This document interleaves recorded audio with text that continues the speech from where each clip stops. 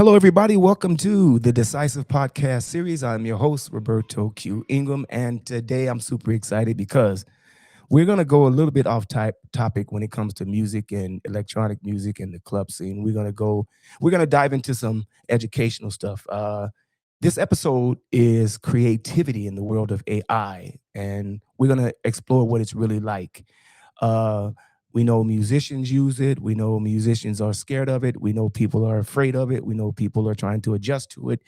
And today, we're going to learn a little bit more about how the AI can be a powerful tool and not a replacement for your ideas or your artistry, shall I say. So what I'm going to do is invite into the room my special guest. He joins us from Texas. He will walk us through a number of things that I think it will be very interesting. He's a very good speaker. We found each other on the internet somehow, and I'm sure he's going to explain that too. I got an email from him, but I'm excited. And we decided, yes, this is something that we should do. Please welcome into the Decisive podcast series, Creativity in the World of AI episode, Mr. Stephen Puri. That is a lovely introduction. And, as one of the premier freestyle rappers of the 1940s, I just have a lot to share. There's a lot we're going to talk about. In the 40s, actually, is much more minimal. You're thinking really like the 70s, 80s there. Stephen, welcome. 40s, we were just coming out of swing and big band. It's freestyle was different then. You wouldn't understand kids like you. Kids like me? I'm probably older than you. That was a joke. It was a really good joke too. Because I bet you if we traded ages, on the street, they'd be like, "Who are you with? Your son?" I'm like, "No, that's my friend." First off the top, I want to congratulate you on the newborn. Thank you very much. Yes, highlight of my life. Mm-hmm. 8 months as we speak, 8 months old, and just adorable. So yes, definitely has inspired me a lot about how to be mindful with my time. So I have the time to be a good dad and be there as he grows up. So that's amazing. I've been a father, and I'm a father and a grandfather as well. So I guess I can understand a little bit about what that means, that feeling. Stephen, you built visual effects for 14 films. You sold your own effects company at 28. Then you became vice president of at 20th Century Fox, running Die Hard and Wolverine. What is that? Is that EVP? There's some hard work in between those events, but yes. I'm gonna let you explain that backstory. EVP at DreamWorks for KO, Star Trek, and Transformer. Then you left and built your own company, an app that helped. I can explain the through line of that, which might help all that sort of fit together for those listening. You want me to do that? I mean, I was gonna have you to do that because you're gonna have to give us the backstory right now. Let's do it. Here you go. Backstory coming. And in advance, let me say thank you for having me. Everyone who's listening, I hope this is one of the great episodes on Decisive for you, where you're like, I heard some fun stories and I learned something. So that is what we're here for. And there have been some great episodes, so it's going to be hard to top them, but we're going to do our best. And for those listening in the car, Roberto and I are both naked. It's a big, special, different show today. Okay, I'm just saying. Naked. And I'm hot in here. Oh, that's right. You did say those of you in the car. Okay. Yeah, exactly. So let me, as succinctly as possible, share the through line so that everything we talk about in this episode, you can go, oh, that's kind of why this guy feels this, thinks this, what he's read, what he's done, and hopefully some of it is more impactful. And of course, people love talking about their own lives, so I will try to be succinct, but it's hard, right? So backstory is I started out as the son of two engineers, which is really important when both your parents, my mom was a software engineer at IBM back in the day. My dad is a hardware engineer, designed chips like CPUs, memory, not memory chips, but like CPUs, logic chips. So when I was young, it's like if both your parents are ice skaters, you probably learned how to ice skate. Mm-hmm. I learned how to code. So when I went to the University of Southern California, left the East Coast, went west, I had that in my back pocket. I was a Watson scholar. I was working at IBM as a junior software engineer making money, even though my degrees were in like broadcasting business, things like that. Wow. And that was a very lucky thing because, as probably many of you know, USC has, if not the premier, one of the top premier cinema TV schools in the world. I wasn't in it. I wasn't pursuing film. But you're in the dorm and a bunch of your friends are aspiring, Spielbergs and Lucases and Scorseses. So you end up going to a lot of movies and talking late night at diners about film. And it was really interesting to me. So here comes lucky break number one. When I was in LA going to USC was the moment when film became digital. And suddenly in film, there was incredible demand for people who understood computers. I was one of them. I had creative skills. I'd done broadcasting. I knew a lot about cinema TV at this point. And I also could speak engineer. So it was almost like being, called out of the chorus line where you're in the back and they're like, hey, you can sing, you can dance, come here.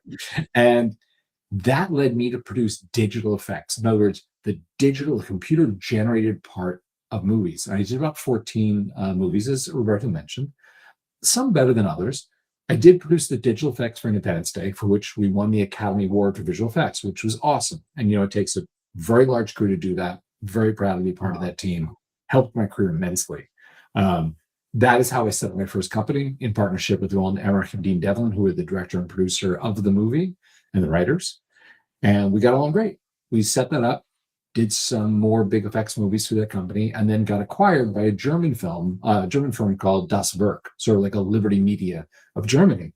And that led me at 28 to say, oh, wow, I sold the company. I've worked with all these amazing directors.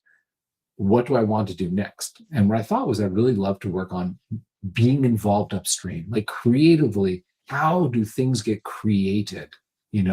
Where do writers come up with ideas? How do you develop them? How do you eventually get a director interested and cast and money to make it?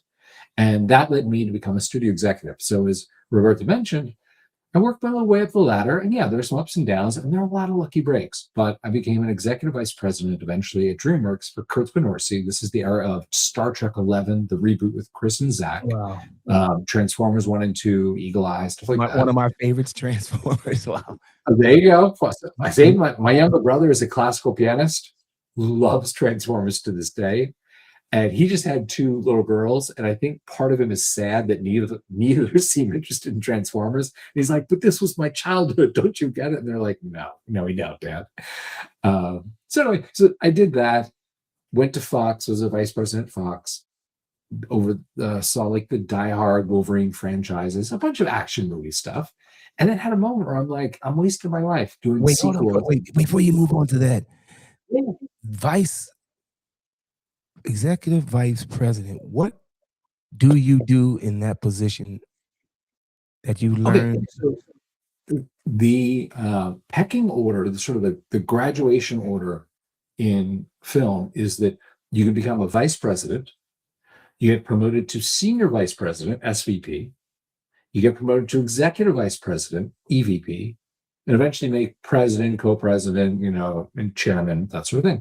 So the way studios are set up, and I know this is a little more film than it is music, but for those curious, the way studios are set up, and obviously the film business is evolving a lot in the age of AI, and we're going to talk about that, but each studio has a slate of projects that are in development.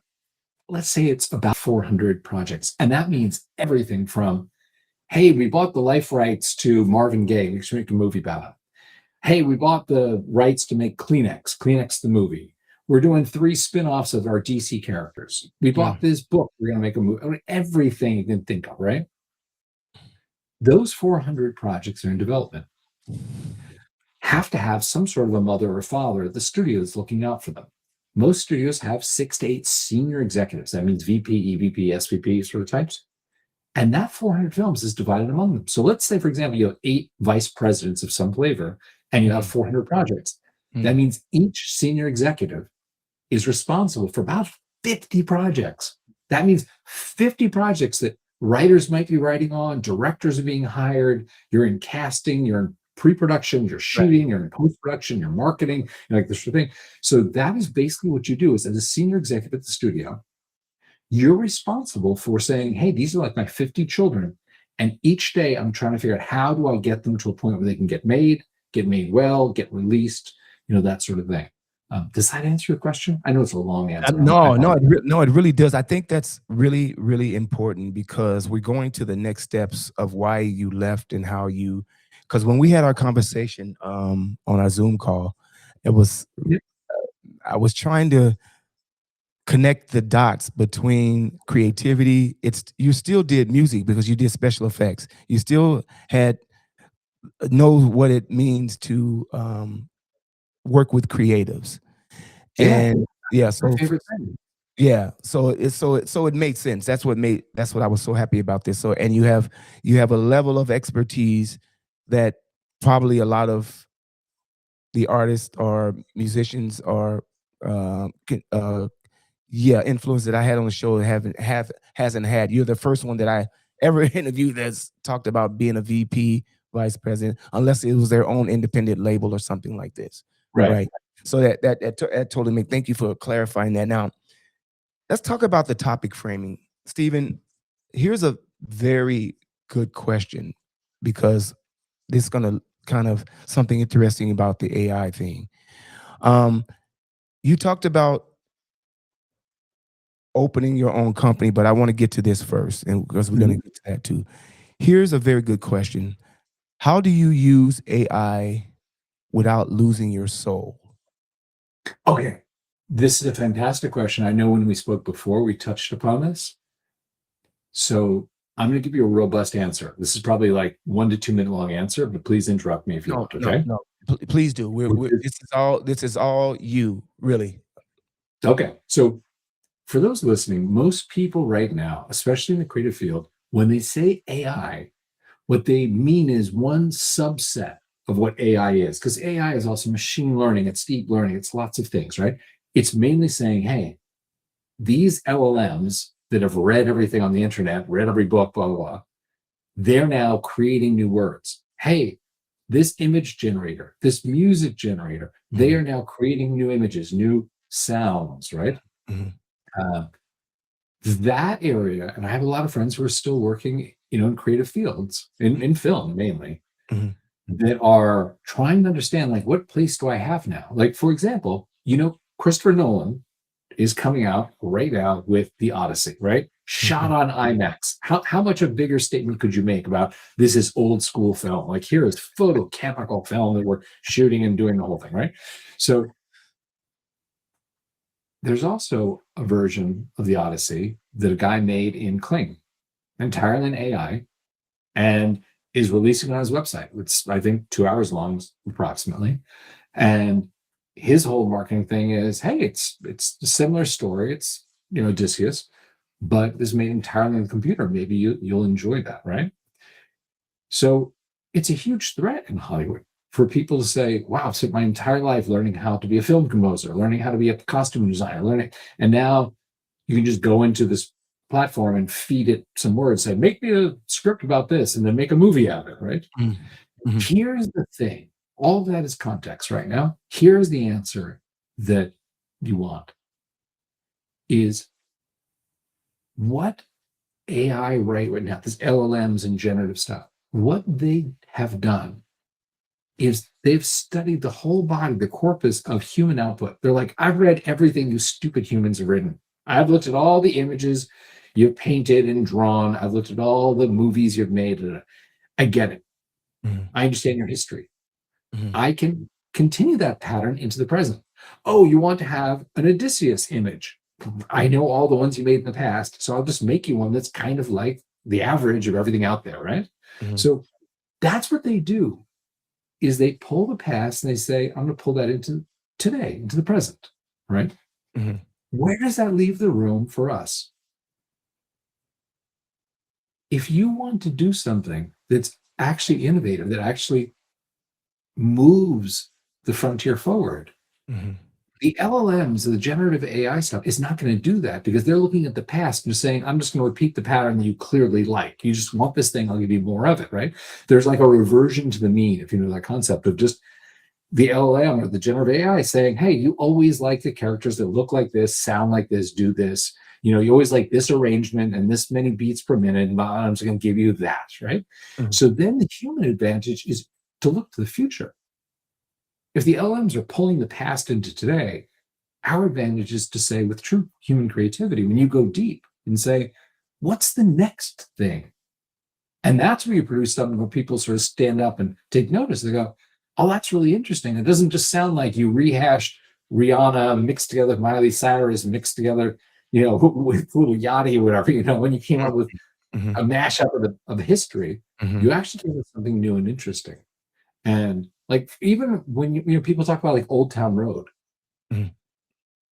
generative AI wouldn't have come up with that. They would have said like, "Hey, there's country right over here. There's R&B. There's rap. These are separate things that you guys like separately. Don't mix your chocolate with your peanut butter." They wouldn't have said, "Imagine you had this black guy do this incredibly cool sort of country mashup thing, right?" And it got a lot of attention. So there is the end of that answer for you, which is it is about looking to the future and say, "How do I break the pattern?" Because the generative AI is just going to keep repeating a pattern. Is that fair? Yeah. Okay, repeating a pattern. Okay, I get it too. My Mhm. in the beginning, Can I I was give you an example, Roberto, that may make it more grounded? I'll okay. tell you this. Working in film, you have many, as a senior executive, you get pitched once, twice, three times a day. Writers come in, a writer, producer, director, Mhm. sit on your, in your office, you have a coffee table, everyone does, Mhm. sit around the coffee table and they pitch you their idea. Now, I'm going to tell you this 90+% of them describe the idea they want you to buy in terms of movies they've seen. And when you read their work, you often go, oh, yeah, that scene on 42, that's sort of like the thing out of Top Gun. And then, oh, that thing, yeah, that's sort of like the Empire Strikes Back. Okay, got it. You know what I mean? And it's kind of a pastiche of exactly what LLMs do. Go, oh, you liked Empire Strikes Back. You liked Top Gun Maverick. You liked, whatever, Avengers 14. I kind of stitch together a bunch of scenes that feel like that. Mhm. Every now and then you get a pitch from a writer who is not about, hey man, this is sort of the scene from so and so. Rather, they write from a deep understanding of humanity. They live with their characters and they go, this is what real people do in real life. This is how they talk to each other. They lie to each other. They try to get what they want in broken ways. And when you read that on the page, it doesn't read like, okay, this is that scene out of Steel Magnolias. This is that scene out of, As Good as It Gets. You go, wow, I've lived with the new character. That is what I'm talking about. Mhm. Interesting because um, I have quite a few friends that are even musicians are saying, "Hey, look, FAI, man." Um, uh, They're not alone. I I also in am I skeptical? No, it's a tool that I think is very useful. But what I've learned is when I meant soul, AI doesn't have soul. And what I meant Right? by, Exactly this, right. the way we communicate with our eyes, with feeling, and in the room, we cannot know what it feels like, you know, with rooms, you know what I mean? And so I am even learning how to use Claude to help me better my own ideas and not it controlling what I say or how I move. Um I that love that. yeah, right. So let's move on to we'll keep on because I think a lot of our questions and answers are going to come through this because the topic is creativity in the world of AI, not AI. And so creative people stay with Yeah. us because I respect and love your creative ideas and mine more. I want to Stephen to show you how he used his company and his app to do just that. So, right? So let me pick up on that because I'll tell you this. I don't think I'm the most creative person on earth, but I think I'm very good at working with creative people Okay. so Good. they can do the thing that they are here to do. Right. Right. That Okay. is my skill. Some people, I am an artist of paint. I'm an artist of sound. I'm an artist of sculpting and marble. Da, da. I feel like I'm more an artist of people where I'm like, hey, man, you have something you need to get out of you. let me help you do it. Let's set the environment. Let's find the tools, maybe the collaborators, whatever that thing is, so you can do it. And it comes from this simple belief I have. And I think you believe something similar, which is I believe that all of us have something great inside us. It's not a Right. question of do you have it. The question of this life is, are you going to get it out? Are you going to die with it inside? Like graveyards, that old saying about graveyards are full of riches. People Mhm. who died with that great book, that great song, that great company, that great restaurant inside them. They never did it. That motivates me more than anything. The thought of it's a tragedy for people to take the greatness they could share with the world and die with it. It gets buried with them. Mhm. Mhm. I mean, it's inevitable that we move to and towards, and how you adapt to it will be their choice. But I am still fascinated with why you left all that you left I'll see why I to left start Die Hard 5. to start Straight up. to start. Die Hard 5 is a terrible movie, and I got stuck being the godfather of that, man. That thing was like, oh, I never even saw the final version of it. I was so upset about that, and that got me out of film. And I'm not kidding. I looked around at most of my friends at that point, and we had gotten into film because we were like, wow, man, that was amazing. The way someone came up with the idea for Star Wars or for Indiana Jones or for Top Gun or whatever it was. Like, but we were tasked by our studios with, well, can you make Indiana Jones 14? How about Avengers 9? How about Top Gun 3? How about Ant-Man 4? You know what I mean? Like, it wasn't the same era. It was a very smart, from a business point of view, Mhm. managed era of, hey, man, people just want to see Mhm. Robert Downey Jr. do his thing as Iron Man. They just want to see Johnny Depp do Jack Sparrow again. Could you just make another Jack Sparrow movie? And at a certain point, you're like, what am I doing here? Like, you could have a robot oversee this stuff. Does that make sense? It makes a lot of sense. Um, I still want you to explain why you left all that to start your own business. Su Straight up. Sukha, right? Yeah.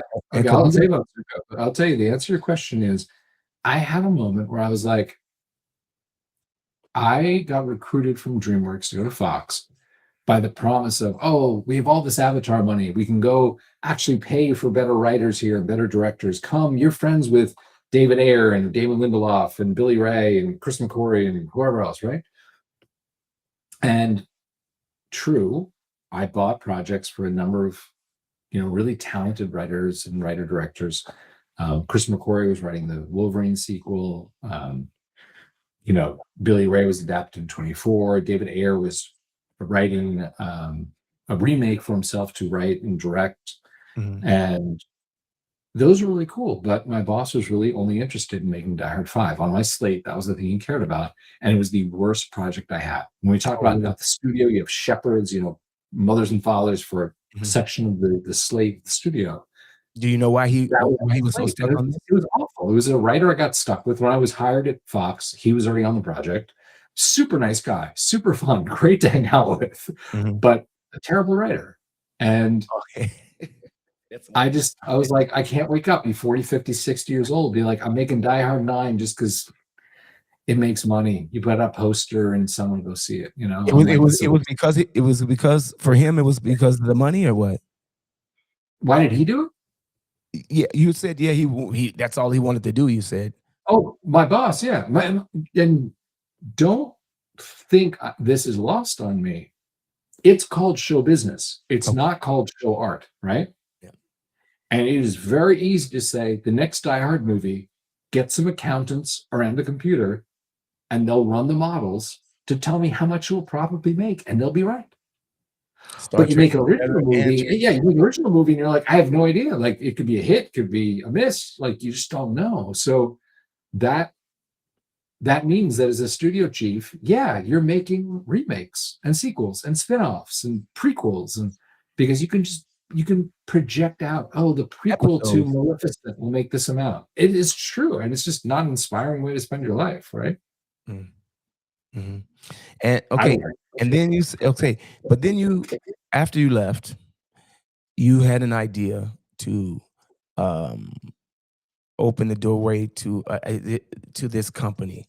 Tell Mhm. me how you were inspired, because I want to get into the flow, the Mhm. whole company of Sukha, and it is built around the idea of flow state. Yeah. Is- Yep. So tell us about that transition to the company. So I, by virtue of having worked with some really amazing creatives, noticed how the guys, and to some extent the girls, but it's mainly guys who work on these big sort of movies, they had ways of digging deep and coming up with amazing stuff. And they had to be creative. They had a practice that I recognized later was around flow states. But at the time, I didn't know the term. So my breakthrough moment, this is going to laugh at me, but my breakthrough moment was I was on a flight from Austin, Texas, which is, where I live. And I was going to San Francisco. And the next day I had a meeting with my team. And I thought, you know what, on the flight, there's an idea I have for a feature.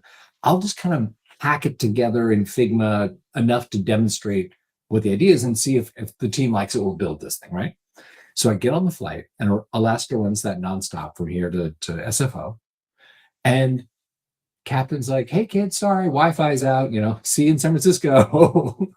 So I start working, we take off, and about 15 minutes later, we're descending. And I think, oh man, we're probably in Dallas. There's something wrong with the plane. They're Mhm. going to offboard us and get us a new plane and, whatever, tell us the hydraulic system failed or something. And I looked at the clock, and over 2 hours and 40 minutes had gone by since I looked at it. And Mhm. it felt like 15 minutes to me. Wow. And I landed, and I remember, maybe you've done this sort of thing, is I had prepared myself for, okay, I'm going to hop in the Uber, get to the hotel, grab a sandwich in the lobby, go up to the room and sit at the stupid little desk and try and finish, so I can pass out and go to the meeting in the morning. And I'd actually finished. I really liked my design. So I called up a buddy from like the car from the Uber. And I was like, hey man, I'm in SF and I have a free night. Do you want to hang out? And I related this to him. I was like, I had the weirdest experience. It was like I was in this trance and like my work's all done. I think it's pretty good. And like, what? And he's like, oh, you were in a flow state. I was like, oh, a what? He's like, dude, how have Ah, you not heard of this? Have you gotten this far in your creative career and not realized like about flow states, which by the way came from studying musicians, there we go. right? Okay. Uh-huh. So I can continue, but let me give you back the talking No, stick for a please, moment. no, please, we because as we move forward, we're gonna lead on to something else, but please explain that. Okay. So here's what I learned. My buddy was like, there's this like sort of neuroscientific research around your brain goes into a certain kind of state. And I was fascinated. So I started to learn about this because a friend had mentioned it to me. Mm, mhm. And it goes back to this guy, this Hungarian American psychologist named Mihai Csikszentmihalyi, who probably 40-ish years, he actually just died 3 years ago, but about 40-ish years ago, he had a thesis. He said, what's weird is you talk to high performers about the concentrated states they go into when they do the thing that makes them famous, the thing we know them for, like whether it's athletes or artists, scientists, and even though what they're doing is wildly different, Michael Jordan's playing basketball, Picasso is painting, jazz artists are doing this, Einstein's thinking about relativity. He's like, the way they talk about that state is very similar. So he did a bunch of research and interviews and the whole thing. And at the end of it, he wrote a book called Flow. And it is the seminal work on this. It's why we call it a flow state. Okay. And he said the greatest thing, I love this. He said, almost everyone I spoke to had their own word for this. Michael Jordan talks about, when I'm in the zone, it's me and the ball. And, Einstein had his thought experiments and Picasso had his muses. That's what he said. I call this book Flow because it was the most beautiful metaphor for what I found across everyone. Mm, We are all on the river paddling to mhm. move ourselves forward. But if you align your boat with the current, it carries you, it magnifies your efforts, and you go further and faster. He said, that is what these high performers have figured out how to do. Okay. And man, reading that book, he just lays it out. And I was reading that going, oh my God, I've seen so many examples of this in great creatives, but I never knew. I don't even know if they called it a flow state. But Okay. that was fantastic, and that was A high state. yeah, Self-enjoy.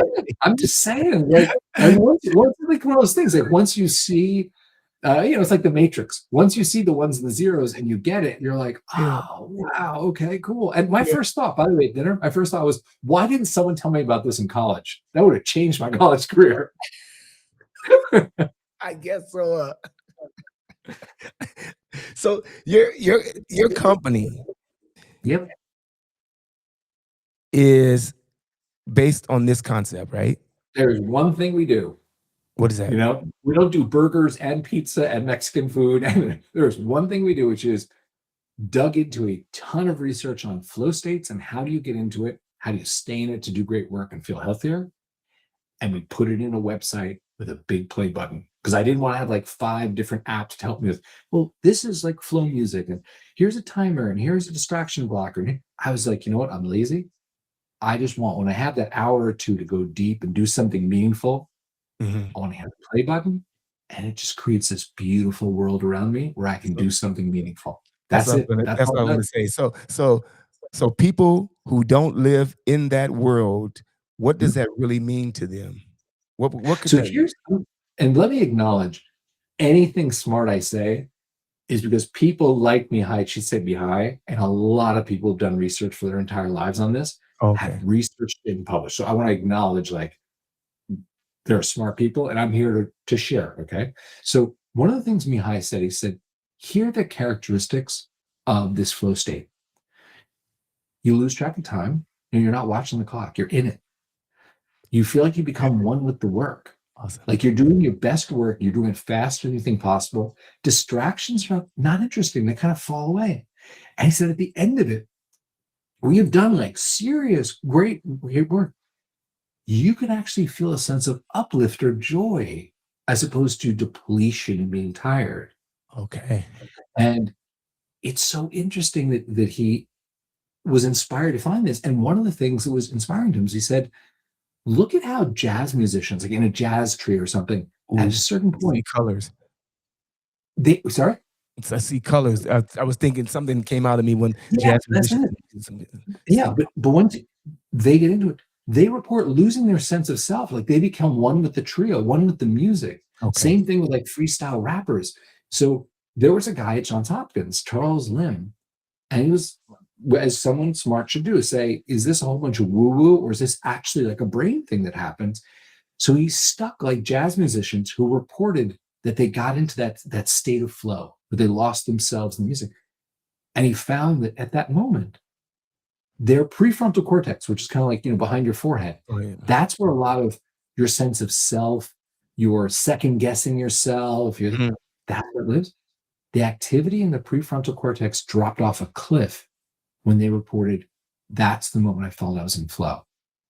That's when I was one with the music. That's when I was one with the trio. It was all three of us making this one thing and not three people making their own instrument work, Mhm. right? Mhm. And so it's so curious that out of music, this was essentially proven to say, oh, no, this is a brain state. This is a way you can train your mind. And there are ways to get into it. There are ways to drop in. We can talk about that. But that's kind of what Mihai wrote about. And now, the Kotlers and the Newports and the Nears, and like a lot of people have extended this and said, here's stuff you should know. But man, when I realized this is a technique a lot of writers that I knew used, I was like, this explains how they're the ones that are making 2 million a script, while Mhm. these other people are struggling to, Mhm. get a TV spec sold. Mhm. Does how dropping in your explanation of how dropping in, does that have something to do with productivity trap or not? I don't know that term. The Okay, productivity, like I you're thought not actually working?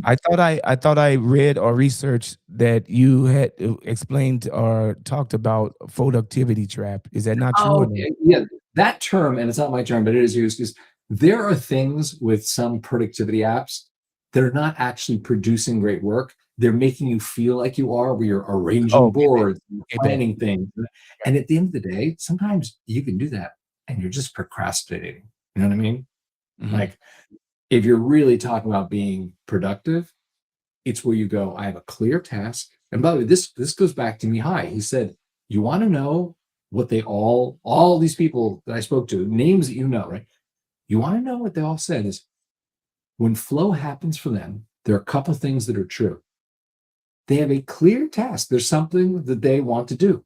It could be winning the basketball game. It could be painting Guernica. It could be figuring out the collab with Eminem or whatever that thing may be, right? He said they have a skill set that applies. So it's not random. It's not like Picasso saying he wants to play basketball. It's not Michael Jordan saying he's going to sing, right? They are challenged. Like the thing they have skills to do, like they're operating a level where they have to be in it. They can't just phone it in, right? He said, often music helps get there. There are certain, now there's been research on, what kind of music helps your brain fall into flow. And it's been proven that it takes like 15 to 23 minutes for your brain to get into the state, right? It's not like you snap your fingers like, I'm in flow, I'm there. It's like you have to kind of like let your brain go, okay, I'm in the matrix. Oh, so And this is your explanation how to drop into it. yeah, this is Okay, okay, kind of how you okay, drop okay, into it. okay, great. There's some things you can do. Like one thing, block your distractions. Like when we were building Sukha, I told you about. One of the things we did is said, hey man, let's keep you out of YouTube. Let's keep you off Instagram. Let's Oh, keep you off right. phone. It's really easy. It keeps you out of there. Another big one, and this reported a lot, is music. And there's some really good music apps by like Brain FM, Endel, Focus at Will, stuff like that. Wow. Okay. Good. I'm glad you. And I'm glad you said that. Do you explain what stations are doing that? Because I remember, I remember when I sent you the email. You said, I said, what socials are you on so so I can share with it. You said, no, I'm not doing Instagram and all that stuff because what it'd be was your hypocritical. yeah, yeah. Yeah, I mean, keep in mind, like, It's part of the flow. That's part of the. That's part well, of here's the thing: is you have to consider that some of the trillion-dollar companies on the stock market, okay. their business model straight up is steal your life. Full stop, period. That is their business model. And 10 years ago, they were somewhat like embarrassed about it. It's like Mark Zuckerberg would be called to Congress and he'd do that all shucks routine of like, oh, Senator, Facebook's just here to show like grandmothers videos of their grandkids. That's what we do here, right? That era is over. You listen to an earnings call now, Elon, Zuck, Evan, like all these guys, straight up, they're like, hey, we put casino game designers on staff. We have behavioral economists on staff. In addition to our normal designers, our normal engineers, and their entire job is to come up with techniques to keep people here, scrolling and double tapping. So this is what we did this quarter. And this is how much of everyone's lives we stole, which we call shareholder value, right? And next quarter, we have a whole bunch of new techniques they dreamed up to keep them around longer and make sure they do less with their life and more time scrolling. Because the bottom line is Mark Zuckerberg buys his next 450-foot yacht because you wasted your life on the sofa scrolling and double tapping. And that's what he wants. That is the amount of contempt he has for humanity to say, all I care is that we are as addictive as crack. And that means people are going to go to their graves with that book inside them, with that song inside them, with that company inside them, with that restaurant inside them. Because when you're 80 years old and you're on the sofa and you're scrolling and double tapping, you can tell everyone you want about how, I had that idea for that movie. Oh, I could have written that song. And no one wants to hear it because you didn't do it. You just scrolled and double tapped and made Mark rich. I mean, we say this, and I'm sure I've heard millions and lots of people talk about what you just said. And at some point, I think the people have to decide whether or not they have this kind of time. And sometimes, and I think the effect is actually happening. I saw a special podcast that talked about this decline in young people doing exactly what you said, because it's a bit overwhelming. So that with that said, one has to make their own choice and parents have to be a little bit more insightful of what they're doing with their kids to warn them of this kind of thing. But I believe organically um, it it will soon they will realize that the, it's not all 100% true and it's fake news. Some of it could be fake news, right? So, fake news. But yeah, I want to also move on to this app, a little bit more about this app Let's do it. and how is it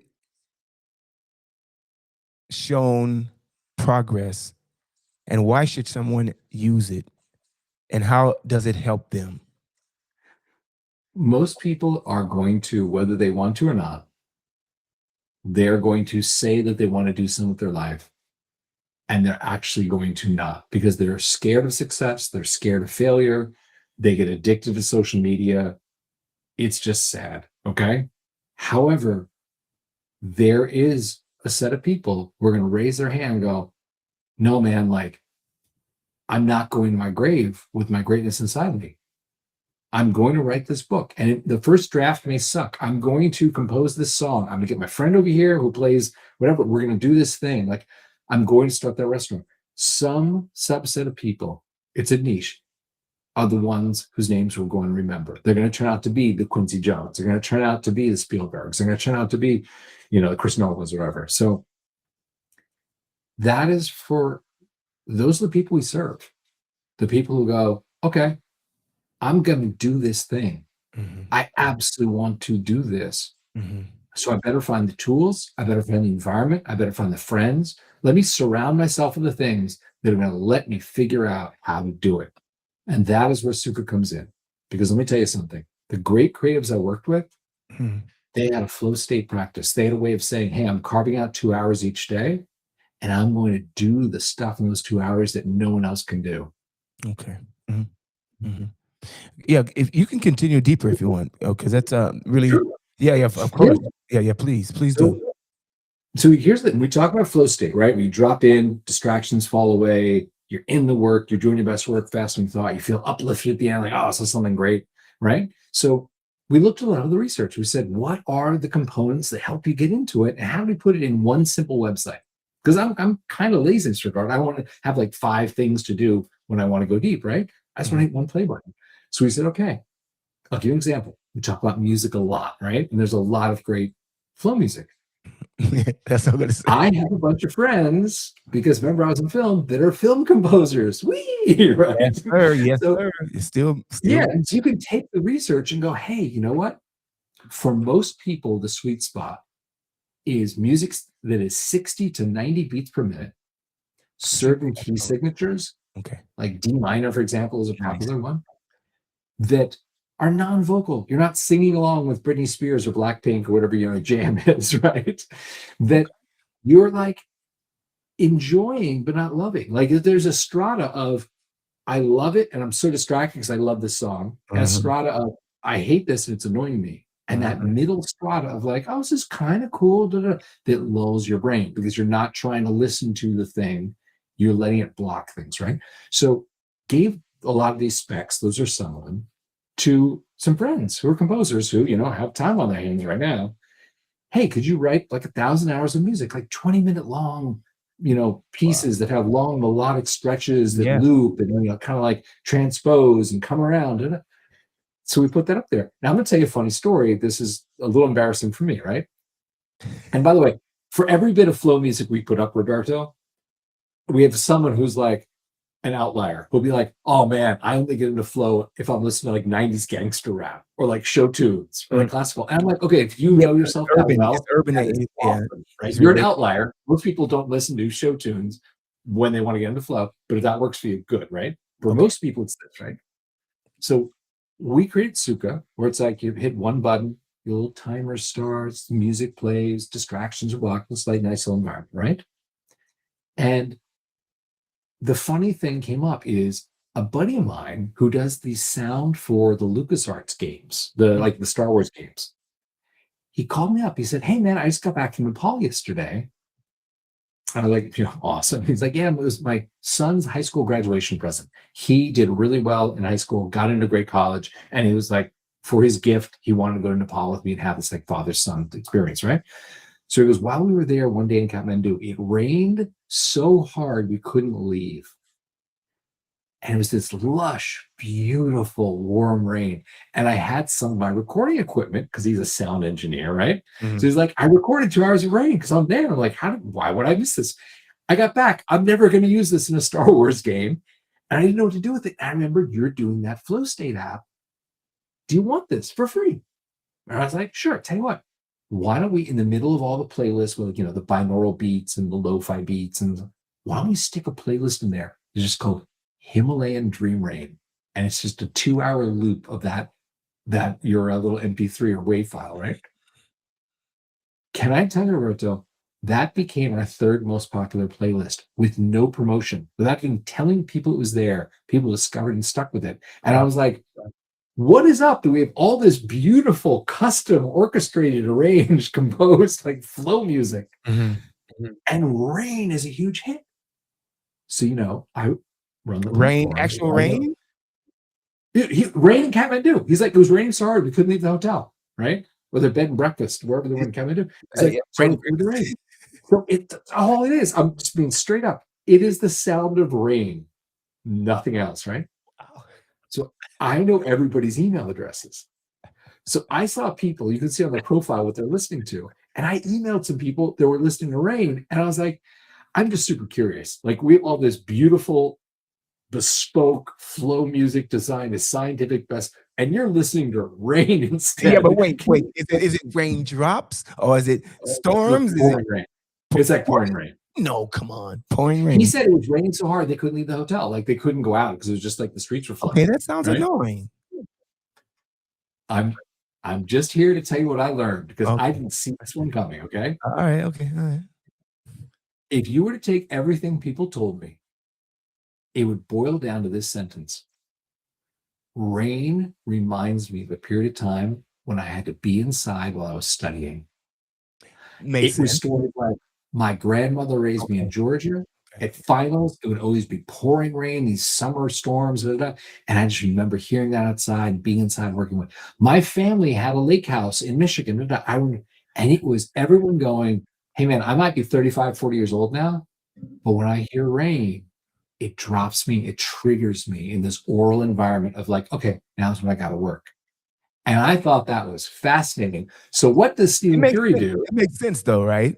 It does. It makes sense. Yeah. Once they said that, it made sense. But before, I was like, what are we doing wrong? The music is so bad, no one's listening to me. I was like, what the My fuck? first reply was, it was annoying. Right? Okay. So here's what I do, because Stephen is an idiot. I think. You said he's because he's an idiot. I think this is me, right? So I hear people talk about rain. So I'm like, oh, you know what we should do? Let me find recordings of other sound, like naturescapes, right? So we get like, someone had recorded the surf in Cyprus. Someone recorded like a lake in Canada with little birds. There was a stream in Japan. I'm like, let's throw these up as playlists. None of them hit. None of them hit. It was just kind of like, okay, nice try, Stephen. No one really cares to listen to a stream. But I had one woman who's a member in the UK reach out to me. She's a pretty well-known blogger. And she reached out, she said, Stephen, I see you've been experimenting with these non-musical playlists, these oral soundscapes that are not music. Can I make a request? And I was like, sure, I'm always listening. She said, everyone knows me as this cool coffee shop blogger. I'm like in this, UK, outside London, this like UK cafe. She said, the truth is I had a baby during the pandemic. I write my blog from home now because I can't go into that coffee shop where I normally go with like an 1-year-old or 2-year-old, right? Yeah. So I was like, sure. Okay. She's like, can you throw up a playlist that's the sound of a coffee shop? Okay. So I searched the internet. There is some dude in Vienna, Austria, not far from you, my friend, who had recorded his local coffee shop. The little the espresso machines and the little clatter of plates and the murmur of people talking. I talked to him. I was like, hey, man, can we use this? He's like, yeah, go for it. Threw it up there. Again, incredibly popular, especially with writers, like novelists, authors, bloggers. Like, there's, I think, a romance around the sound of like I'm working in a coffee shop in Paris and I'm like, A coffee writing shop my in Paris novel. with your orchestra music. I'm Ah, just saying. So anyway, there have been some learnings for me where I was like, huh? And then when you dig in, you talk to people like, hey man, can you explain to me, Roberto? Like, why are you digging the rain or why are you digging the coffee shop, whatever? Then you go, ah, it totally makes sense because our oral, AU oral okay, environment is such a primal trigger for us. And that is the okay. basis of Sukha is really saying, can we set your oral environment so you every day know I have 2 hours, I want to do 4 or 5 hours worth of deep work. I want to sit there and go deep and come up with that idea or that note, whatever that thing is that Mhm, moves your life forward. Because mhm, that is ultimately why Tony and I do what we do. We don't actually make any money off Sukha. It's we do it for free, but we just want those stories of people going, hey man, thanks to Sukha, I finished my dissertation. Thanks to Sukha, I wrote my novel. Thanks to Sukha, I did it. Like stuff like oh, that, where it's like, great, you didn't just give in and give your life away to some social media app and say, oh, I scrolled and I double tapped. what was the name of your novel? It's important. I have not written a novel, my friend, and I'm not Oh, sure that I should. I don't think I'm a great writer. you don't I think think I'm so? great. I'll write a mean email, but that's about it. You have a life that you've experienced that deserves telling I am the I'm story that living a you fun told. life, and I've got an adorable son, and I'm like very grateful for that. He's healthy, he's Awesome. smart, he's 8 months old, and he stares at me, and it just melts my heart. Awesome. Listen, let's talk about this captain of the ship. Hmm? You've talked about staying captain of the ship. What does this actually mean? What does this actually look like from your day to day for someone using these tools? Well, it really comes down to that idea of do you have something to share with the world? Like we've discussed, maybe it's a creative work, a book, a song, a painting. Is it something you want to create a company? Do you want to create a restaurant? And to do that, you have to declare that to yourself. The very first person that needs to know that you're going to do that is you. Great. Because if you're going to spend your life, scrolling around, Mark Zuckerberg is happy. He's happy to say to you, hey, listen, give me your life. I'm going to sell it to these advertisers and I'll keep the money. But I'm going to give you some really funny cat videos. Is that a good trade for your life? And if it is a good trade for your life, then do that, man. That means you have no reason to be here. Like you just want to watch cat videos and die. Great. But if you're like, no, man, I got something I got to create, the first person you have to tell is yourself. So when you have that instinct to say, well, it'd be nice just to open TikTok and scroll around, or open, Twitter, X, or whatever, and do that. You have to stop and go, no, you know what? Actually, I got an hour right now. I could work on that next chapter. I could work on that next verse. I could work on, Mhm. that thing. And that's where you need the tools. That's why we built Sukha. So when you have that moment of like, I could block out an hour or two tomorrow morning and work on, my PhD, work on whatever that is. That's what it's about. I'll tell you, one of the greatest moments of Sukha for me, we have a group chat. And in the group chat, once a day, you can post something that you finished, right? Just a nice way to be part of the community. Be like, hey, man, I just wrote chapter 3 of my novel. Da, da, da. Sometimes people are like, oh, share that, or show me the URL of your new website you made, whatever it is, right? So there's this guy, Roy King, who posted his daily thing, Mhm. and he said, finished my dissertation. And a couple of people in the group chat were like, hey, dude, that's kind of mic drop moment. That's not just like, and today I didn't. It was like, finished my dissertation. And Did so you say finish my destination? dissertation for his Oh, PhD, dissertation. Okay. dissertation, right? Okay. So Roy said, yeah, I've been working on my getting a PhD in engineering Okay. while I am an assistant vice principal of a high school in Missouri. Wow. So he said, I found that I have my day job at night. I'm a husband and a father. And I have about an hour during the week in between those where I can move forward my engineering studies and a little bit of time on the weekends. He said, I found Sukha and it allows me to just supercharge that hour. I get 2 or 3 hours worth of focus in that hour because of Sukha. So he said, don't get too excited though, because I turned in my dissertation, but you have to defend it in front of a panel. He's like, I have to do my defense in like 2 weeks from Monday. Mm. So people are like, okay, cool. So that weekend, a couple weeks later, leading into the Monday, I saw people in the group chat that I know do not know him. I run the platform. These are not friends of his. These are just people in China, people in South America, people in Europe. They just posted in there, hey, Roy, good luck on Monday, man. Oh, you got this. Good luck, dude. And it was really cool. I was like, oh, we have like a small community here of people who are going, do the thing, go, make something of your life. So on Monday, people are kind of like in the group chat waiting to hear how to go, right? And nothing from Roy King. Finally, someone posted, hey, anybody talk to Roy? Like, did it not go well? Like, what happened? Yeah. Tuesday morning, Roy logged in and he posted, you may now call me Dr. King.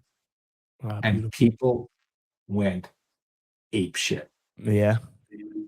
Off the That bridge, huh? is why Tony and I do what we do. That is why we made Sukha, because he said, I have something I'm going to do with my life. I may be an assistant vice principal in high school now, but I'm going to be an engineering doctorate. I'm going to go move my career forward, move my family's life forward. And he did the thing. And I have tremendous respect for that. Shout outs to him. Yeah. Shout outs to him, because I have people who just rise up and go, I'm not going to waste my life. I'm going to do the thing. Like, that is hard and it is admirable. Mhm. And I am here to cheer you on. And Mhm. by the way, if someone wants to use Sukha and they don't have any money and they're just like, hey, man, I'm just like a poor student trying to do this, email me. I will give you a free account. Like, this is not about money. This is about do the thing. So, do they email you? Where did they email you at? Oh, easy. My email address is very public. It's Steven, Steven, at the Sukha Company, which is TheSukha.co. Sukha means happiness in Sanskrit. So it's essentially Stephen at the Happiness Company. And also your website as well, right? The website is Great. So give the website. TheSukha.co. Yeah. Uh-huh. Okay. Uh-huh. Cool. Let's move on to the next question Let's here. go. You have lots of questions. Oh Okay. yeah, I do. Best output. What have you observed about creatives who still are producing the best output right now? I'll tell you, you can be a one-hit wonder. Like, sometimes you have a great, hook, you have a great, whatever it is you're going to get out there, you can do that. But how many of those people burn out, don't have the second album, don't have the second book, the second script, the thing? And what I've seen among those that repeatably produce great work is they have a practice that allows them to go deep, do work that is meaningful, and come back from it and recharge, right? That they don't get depleted and burned out and then want to be real estate agents or something, short order cooks, whatever.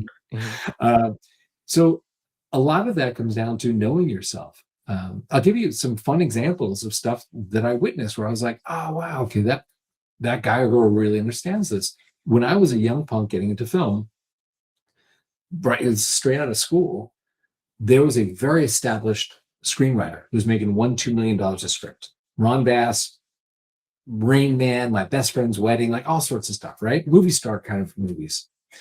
And someone explained to me that he doesn't talk to his family in the morning, like doesn't even say hello or good morning. He's like, I am not the dad who's going to say, who needs pancakes? Who needs a ride to school? Any of that. He said, as soon as I start talking to you, even in a casual way like that, I can no longer hear my characters' voices. And that's, what I get paid, $1 million, $2 million a script, because I write the words that get a Julia Roberts or a Tom Cruise to say yes to. And so his family was cool with it. They're like, hey, Dad, go make your $1 million, whatever. We'll make the pancakes. And that's what he did, is he would get up like 5, 6 in the morning, write for 3 or 4 hours. And he knew in the afternoon he could do collaborations with other writers, he could do studio notes, talk to his agent, whatever. But that was his level of self-knowledge. He said, my chronotype, which is this concept that there are times a day you're better at certain kinds of things, right? His chronotype was, when I wake up in the morning, my mind is clear and I can sit with my characters, almost like write down as they talk to each other. That was how alive the creative process was for him. Oh, awesome. And that was amazing to me to see someone at that level of like making millions of dollars a year, Uh-huh. creating scripts, polishing scripts, doing dialogue polish, saying, this is how I work. This is how I am able to do that thing. And you can figure that out for yourself. If you're like, maybe you're a musician who's like, oh no, man, I am in the zone from like 10 p.m. to 2 in the morning. Like I need to be in the studio then, just freestyling, finding the words, finding the rhythms. Give me 5 beats and just let me loose for an hour. Like Mhm. whatever that may be. That's a really important one is know yourself. Notice your Know patterns. yourself. Don't try and force it. If Ron Bass were trying to write dialogue in the afternoon and he Uh-huh. just kept getting frustrated, he would Yeah. quit. Yeah. So take that as advice, people. Um, That uh, is advice. know yourself. Yes. Believe in yourself too, right? Learn. I'll say another story. I live in Austin, as you know, Yeah. right? From If Hollywood, you you left from Hollywood to to Austin. Austin, yeah. So if you had asked me and my group of friends that were young development executives, right, in our 20s, who are the talented screenwriters, directors, filmmakers that are going to be the next Scorsese, the next, Chris Nolan, we would have been wrong. We would have been wrong. I'll tell you, now here in Austin, when it's like the Austin Film Festival, when it's South by Southwest, you have a whole bunch of Hollywood people that come to town. A lot of them are old friends. So they'll call me up, they're like, hey man, come to my premiere. I'm having premiere at the Paramount or whatever I want to. And I'll tell you this, the ones who are directing the movies now, writing the movies now that are being bought by studios, they are not the ones that in our 20s, we were like, these are the most talented. Rather, they are the most tenacious. They are the ones that could take a no and not feel like, oh, I'm a bad person. I have no talent. Da, da, da. No, they would hear no and they'd say, oh, maybe there's something I can learn from this. Maybe I can make this thing a little bit better based on what they said. I'm going to go find the next person. And they're going to say yes to my script. And if they Right. say no, then the next person. And the ones who are super talented, very often, as soon as they got a no, they just took that rejection internally and they're like, see, this proves I have no talent. I should go back to Iowa and just work in a diner or something. And Mm. it was astounding to me how wrong I was. Over the long term, tenacity trumps talent. True and hard, right? Yeah, well, you have to believe. You have to Yeah. believe, but you got to keep getting better. Every no has to be used in some way, Mhm. you know, Mhm. or else you're just repeating yourself and hoping to get lucky. Do you believe in meditation? Not only do I have a daily yoga practice for almost 15 years, not only did I marry the girl who was on the mat when I left in yoga, my son is named a Sanskrit name. So, yes, yoga and meditation are a very important part of my life. Okay, that's great because it seems like you have a very optimistic and positive approach to everything. I don't know Mhm. where that comes from, but that's not always easy to tap into. Nope. Nope. It is not, but I know that I'm incredibly lucky. I believe that the more you have a positive attitude, the more you attract luck to you. Some people say, you can't be too nice to people, or you nice gets you being the Mr. Nice Guy gets you nowhere. Um, I think for my side, I feel like being nice and being positive defeats all hate and discouraging, negative, because we all have our challenges and our problems that you have to deal with. It's how you deal with them. And I think that it's very easy to fall into that trap of, and you know, and that seems to also de-escalates my uh where I'm trying to go, where I'm trying to be. It kind of just distraction. Excuse me, I'm trying to go there, and you're in my way, kind of Yeah. thing. Let's talk about that because there are many ways to skin a cat. There are many paths to success, right? Right. There's absolutely a brawler, win at any cost, have no particular morals or values, and do it. And we all know people who've been there, who have Right. Right. That's for Everybody's that, right? going through it, right? You have to go through it somehow at some point. Yeah. There are questions you ask yourself about, like, how much am I willing to compromise what I believe or who I am for this thing? And you'll be offered stuff. I've been offered things that were inappropriate or out of sync with my own values. And at times I've said yes to them. I look Yeah. back on those times and I go, ooh, maybe I hurt people. Maybe I did things I shouldn't have done. It's the truth. And it There is you through go. doing those things, reflecting on them, that, you think about, do I want to do that again? Like, I have a son. I know he's going to make mistakes that I'm going to cringe at. All I hope is he doesn't make the same mistake twice, you know? Huh. Making that's funny because you make them minimal twice, you make them right? At We'll least once. see. I mean, We'll see. But as you ask about, can you be nice and make it? I think now where I'm in my career, where I feel confident, like, I've had a successful career in visual effects, successful career in film, successful career in tech. Like, I've been very fortunate, been very lucky, but I've also and worked young. really hard, right? I will tell you this.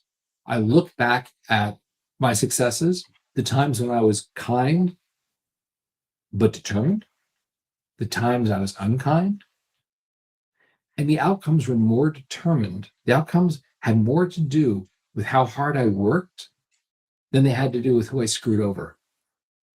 And I do believe that we get to choose how we relate to the world. Ultimately, who you are is defined by how you relate to yourself, how you relate to the people closest to you, and how you relate to the world outside that circle. And each of those three decisions, completely up to you. So Mm, if I were to go back and talk to my 20-year-old self, mm. I would probably just say that. I'd say, you know what? You're going to make it or not make it, but it's not necessarily going to come down to how many people did you crawl over on the ladder, how many people did you screw over. It's going to come down to how smart were you and how hard did you work. And if you want to be nice to people, I'm going to tell you this: the low times in your life, you're going to see the exact same people that you saw in the high times, and people remember how you made them feel. You know, if you were Mhm, there for mhm. them when they were in a low time and you didn't need them, they'll remember that when you're in a low time. You're like, hey man, like, hook me up. I need a favor. Right. Mhm. That's wonderful. Um, let's talk about truth and lies. Mhm. What have you witnessed as a great truth and lies about creativity in your career? You know, there is a truth to, you can't force creativity. Like, we make, Mm, I believe, the best flow state app on earth. A lot of people use it to write, create great things, but there is no amount of pressing the play button and 20 minutes later in flow, 40 minutes later, you've written the next Harry Potter book. Like, creativity doesn't happen that way. The best you can actually do, and what I've seen, is you set the conditions and you create. And sometimes what you create is shit, but you have to keep creating to get better. to get better. That's it. Consistency, right? Consistency, Yeah. I'll tell you a another thing I've plan, seen. Sorry. consistency. What else? Mhm. Yeah. Another thing that I've seen is that people take creative notes. When Oh, you play some your demo, you let them read your script, you do whatever, right? mhm. Often people, they want to give you advice, and sometimes the people closest to you lie to you the most because they love you, right? So they're going to tell you Do they nice lie or things. they just say they just Sorry. are they lying or they just encourage you because they love you or They're lying to you. Even they okay, might that's even what they're know lying. things that they hear they don't like or they read they don't like. But it's just, what's more important to them is that the relationship, that they feel, you feel supported. So here's the thing: is you're going to, if you're creative, you're going to produce something. You're going to produce a book, a screenplay, a song, a Mhm, painting, sculpture, whatever it is, right? mhm. And here's the important thing, because people are going to give you feedback, is there is an expression, and I believe this comes from Billy Wilder or Mike Nichols, coined this expression, which is, you have to listen for the note behind the note. Wow. And there's a great book and film Listen where to the Cameron note Crowe talks behind the to Billy notes. Wilder, who was an older director. Sorry? I said, listen to the note behind the notes. Can you say that Note again? behind the That note. Rephrase that again. Say it again. You have to listen to the note behind the note. And I'll give you an example. In this book, Conversations with Wilder, where Cameron Crowe, who's at the time was a younger director, and Billy Wilder, who's an older, established, famous director, Billy Wilder's is dispensing wisdom. He's like, man, I've been to the show. Let me tell you, like, the things you're going to need to understand. And one of them, he said, this is so beautifully put. He said, third act problems are first act problems. And what he was saying by that is people are going to watch the cut of your movie. And if they complain going in the third act, I never believed that Roberto would defeat Stephen with the sword of destiny. In the third act, I never believed that Roberto would reconcile with his long lost brother Stephen. In the third act, I never believed that Roberto would fall in love with Jessica. Okay. Billy Wilder was saying people are going to tell you about their problem in the third act because that's where they felt it. But you don't solve that in the third act. Third act is not actually you show, no, Roberto's really good with the sword of destiny. No, Roberto really did love his long-lost brother, Stephen. Roberto really is perfect for Jessica. He was like, no, that's the note they gave you. You have to listen to the note behind the note. That third act complaint of like, at the end of the movie, I didn't believe that Roberto would do this. That's actually because in the first act, you didn't set it up that the end of this movie is Roberto is going to win. Roberto is going to reconcile with his brother. Roberto is going to win the heart of Jessica. He's like, you have to look to the beginning. It's like a stone that's thrown. If you don't throw the stone in the first act where it needs to land, people complain about where it landed, but it's not about that. It's about how you threw the stone. Ooh, that's deep. I mean, I've been lucky. That's going to be a lot of smart people, so I'm here to like bring some of that. That's going to be a great. That's going to be a great capture. That's going to be a great capture. The great. That's going to be a great one. I love that. Super. I love this deep advice that's really true and authentic, and it comes from experience. It comes from getting my fingers burned a lot. That's what it sounds like. Yeah. I made a lot of mistakes, man. Yeah. Same here. Definitely, 100%. And the one thing that I think I've come to the conclusion of about making those mistakes is, have I become a better person from it? Have I eliminated as much of that human error that's pretty much I designed for you? It's something you have to be aware of and get better at. So, and I'm very, I guess I'm at the stage where I'm grateful that I found that I'm better, and I can say, yeah, no one can do this because I've already paid the consequences, and I'm happy with I'm content to where I am. And I'm with you. And implicit in what you're saying is right.